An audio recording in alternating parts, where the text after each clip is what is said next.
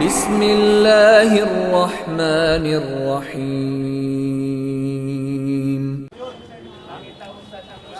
Bakit daw ustad ang Muslim pwedeng mag-asawa ng 10? Basahin nga sa Quran. Chapter 4, verse 3. And if you fear that you will not deal justly with the orphan girls, then marry them that please you of other women, 2 or 3 or 4. But if you fear that you will not be just, then marry only one.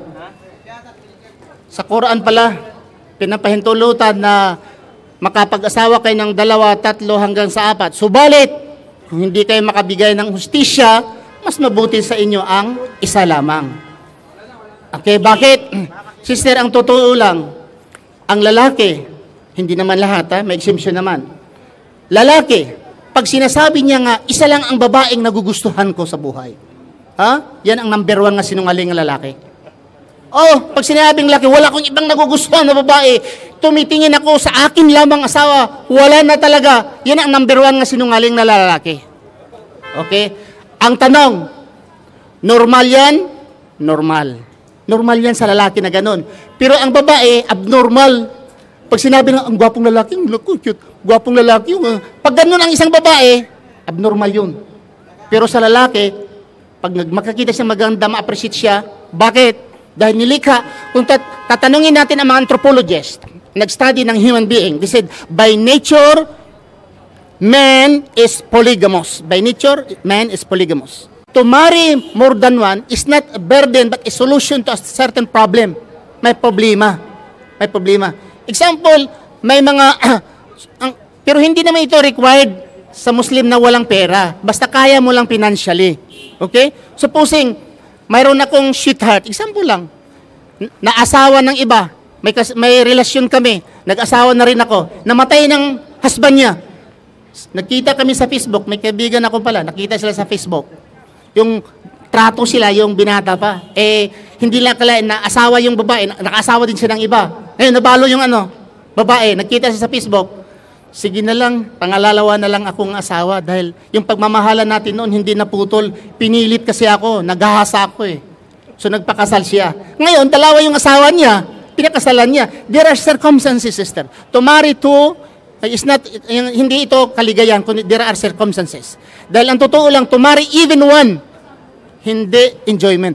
To marry 1, even 1 is not enjoyment, but responsibility. Responsibilidad. Bigyan mo ng pagkain, papaaralin mo ang mga anak, dadamitan mo, bilhan mo ng bahay, bilhan mo ng sasakyan. Asawa na ko ng pangalawa, yun din ang gagawin ko. Do you think it's an enjoyment? No. Marrying even 1 is not an enjoyment. You are entering to a big responsibility, duty and responsibility. That's why maraming tumatanda. Ikaw, tumatanda ka na, no? Binata. May mga tumatandang lalaki na binata, nag-uupan na lang sa massage parlor dahil ayaw niya ang responsibilidad. Tingnan mo, dating presidente, mayaman ka naman sana, pero may rason din, baka hindi tunay na lalaki. No? Hindi nag-asawa So may mga tao na hindi nag-asawa, lalaki, dahil sa responsibilidad. To marry 2 is not an enjoyment, but responsibility or circumstantial batas na binigyan ng Panginoon para sa lalaki. Okay. Babae, example, may pangangailangan ng babae. Bakit bang babae nga pumayag sa mga kabit? May kabit sa atin, katotohanan hindi. Totoo po ba sa Pilipinas may mga kabit? Tanungin mo yung mga kabit kung bakit nagpakabit sila. Bakit? Dahil sa pangangailangan, hindi sa sex. Mayroon silang pangangailangan, mayroon silang anak, mayroon silang kamag-anak, nanay, lawal, pang ospital, walang nag-support.